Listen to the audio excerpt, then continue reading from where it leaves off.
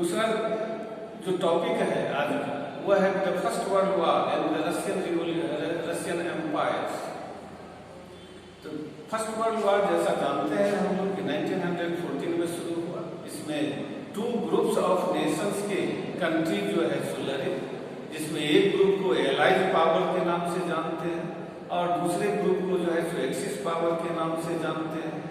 Allied power में जो country थे उसमें से मेन कंट्री जो थे वे थे फ्रांस, ग्रेट ब्रिटेन और रशिया। बाद में आकर के इसमें इटली, रोमानिया, यूएसए ये सब भी इसमें शामिल हो गए।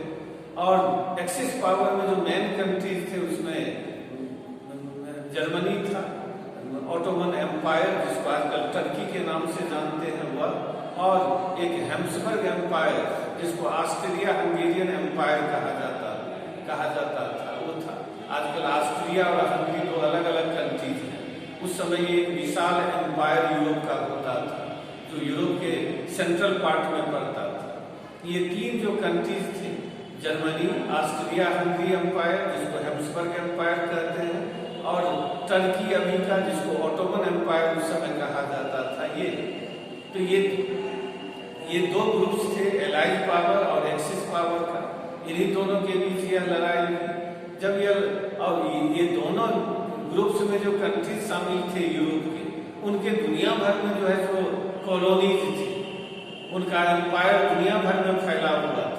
इसीलिए यह वार जो यूरोप में शुरू हुआ वह दुनिया भर में फैल गया। इस तरह लगभग सभी कॉन्टिनेंट में जो है सो ये वार जो है सो लड़ा गया। अब जब यह वार शुरू हुआ तो उस समय रशियन लोग अपने जार निकोलस सेकेंड को सपोर्ट किए। रशिया भी इसमें शामिल था। रशिया के इसमें शामिल होने के कई कारण थे। जार निकोलस सेकेंड की उस समय स्थिति खराब थी रशिया में, लोग इससे बहुत ज्यादा नाराज थे और उस समय जार निकोलस को और लोगों को लग रहा था कि कभी भी कोई बड़ी घटना जो है सो घट सकती है रशिया में। इसीलिए लोगों का ध्यान भटकाने के लिए, लोगों का अटेंशन को डाइवर्ट करने के लिए जो है सो जार निकोलस सेकेंड को लगा कि अच्छा अवसर है कि फर्स्ट वर्ल्ड वॉर में रशिया को शामिल कर लिया जाए। इसी उद्देश्य से रशिया जो है सो शामिल हुआ। लेकिन रशिया उस समय फर्स्ट वर्ल्ड वॉर लड़ने की स्थिति में नहीं था। उसकी इकोनॉमिक कंडीशन बहुत खराब थी। जो आर्मी थे, आर्मी के जो सोल्जर थे उनको रेगुलर सैलरी नहीं मिलता था, प्रॉपर यूनिफॉर्म उनके पास नहीं थे, प्रॉपर मॉडर्न तरीके से उनको ट्रेनिंग नहीं दी गई थी, मॉडर्न आर्म्स और एमुनेशन उनके पास नहीं था। और यहाँ तक कि ठंडे के मौसम में लड़ने के लिए उनके पास प्रॉपर शूज नहीं थे। ऐसी स्थिति थी उनकी आर्मी की। इकोनॉमिक कंडीशन उसका बहुत ट्रेजरी लगभग खाली था रशियन एम्पायर मोनार्क का।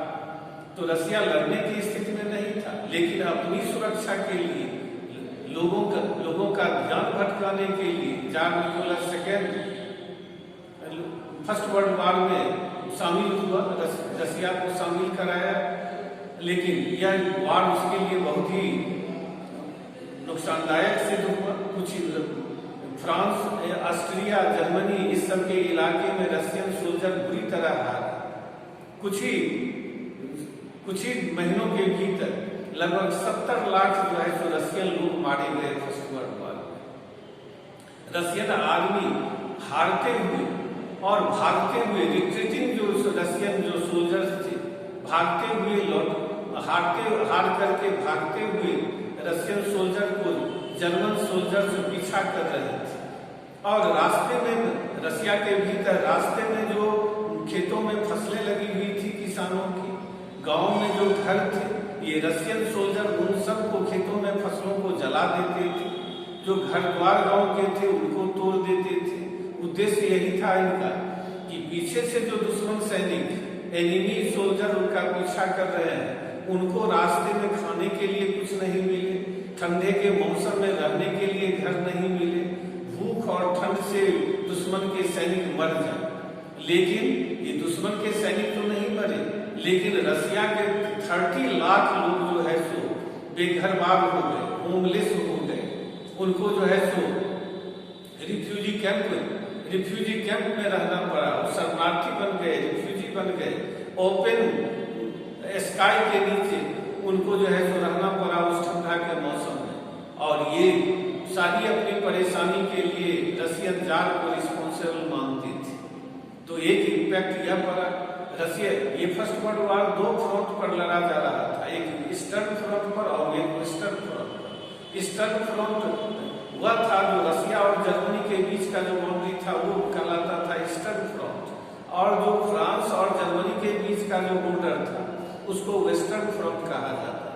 वेस्टर्न फ्रंट में जो लड़ाई हो रही थी उसमें जो सैनिक ट्रेंच के भीतर, ट्रेंच एक गड्ढा को कहा जाता था, उसमें रह करके लड़ाई लड़ते थे। लेकिन ईस्टर्न फ्रंट पर जो है वो आमने सामने की लड़ाई हो रही थी, जिसमें प्रोटेक्शन नहीं था सोल्जर्स के पास, या तो गोली मारते या गोली खाते, दो ही स्थिति उनके पास थी। इसीलिए रशियन सैनिक जो इतने ज्यादा जो मरे, इसका कारण यही था कि उस समय फर्स्ट वर्ल्ड वार में 90 लाख टोटल जो है सो सैनिक मरे थे, लेकिन उसमें से 70 लाख सिर्फ जो है सो रशियन लोग थे, और उस 70 लाख में मैक्सिमम रशियन सोल्जर थे।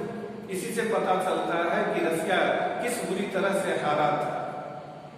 वार का एक इम्पैक्ट रशिया पर यह पड़ा कि जितने भी एक तो इंडस्ट्रीज वहां बहुत कम थे, और जो इंडस्ट्रीज थे उसके वो फॉरेनर लोगों ने लगाए थे, और जो spare parts first world war के दौरान जो प्रोडक्शन को बढ़ाया गया क्योंकि जरूरत ज्यादा बढ़ी, और इस प्रोडक्शन को बढ़ाने के लिए मशीन पर ज्यादा लोड पड़ा, जिसके कारण मशीन के पार्ट्स पुर्जे सब जो है सो टूटने लगे। स्पेयर पार्ट्स का सप्लाई विदेशों से हो नहीं सकता था, क्योंकि जिस बाल्टिक सी से होकर के विदेशी फॉरेन शिप आते थे फॉरेन गुड्स लेकर के, उस पर जर्मनी ने कंट्रोल अपना एस्टेब्लिश कर लिया था। तो इसीलिए इंडस्ट्रीज सब बंद होने लगे स्पेयर पार्ट्स की कमी के कारण। उसमें काम करने वाले लोग बेरोजगार हो गए, उसमें बनने वाले सामान की कमी हो गई। ये सब दूसरा इम्पैक्ट पड़ा रशिया पर फर्स्ट वर्ल्ड वार का।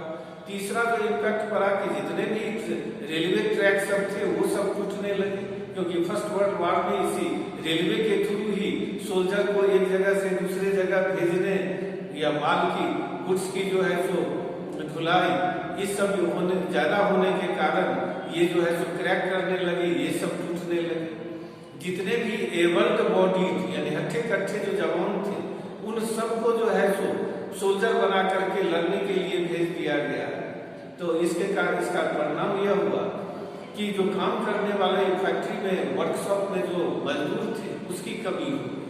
वर्कशॉप वह स्मॉल स्केल इंडस्ट्री होता था जहाँ एसेंशियल कमोडिटीज को बनाए जाते थे, जो जरूरी सामान था वहां बनाए जाते थे। तो उसकी भी अब कमी हो गई, क्योंकि मजदूर ही नहीं थे उस काम को करने वाले, उसकी कमी हो गई। इसी 90 और एक इम्पैक्ट यह पड़ा कि जो फूड ग्रेन थे उसका मैक्सिमम पार्ट बॉर्डर पर भेज दिया जाता था, वार फ्रंट पर भेज दिया जाता था सोल्जर की भोजन पानी की जरूरत को पूरा करने के लिए, जिसके कारण मार्केट में जो फूड ग्रेन का शॉर्टेज हो गया। मार्केट में फूड ग्रेन के शॉर्टेज होने के कारण जो खाने पीने की जो दुकानें थी, स्पेशली जो ब्रेड बेचने वाले जो बेकरी के दुकान थे, उस पर जो है सो दंगे फसाद हो जाते थे, क्योंकि लोगों को जो है सो मिलता नहीं था, घंटों में लाइन में खड़े रहते थे, इसके बाद भी उनको ब्रेड नहीं मिलता था। तो ये सब जो है सो इम्पैक्ट रशिया पर पड़ा 1916 तक आ गया। इसीलिए स्थिति इतनी विस्फोटक हो गई 1916 के लास्ट तक जाते जाते कि लगने लगा था कि रशिया में कुछ अनहोनी घटना घटने वाली, और इसी का नतीजा था कि 1917 के शुरू में यानी फरवरी महीने में ही रशिया में रिवॉल्यूशन हो गया 1917 का, जिसको फरवरी रिवॉल्यूशन के नाम से जानते हैं। और उसके माध्यम से मोनार्की को रशिया में खत्म कर दिया गया, एबोलिश कर दिया गया, और रशिया एक रिपब्लिक कंट्री बना। अगले क्लास में बताएंगे इसी फरवरी रिवॉल्यूशन के बारे में।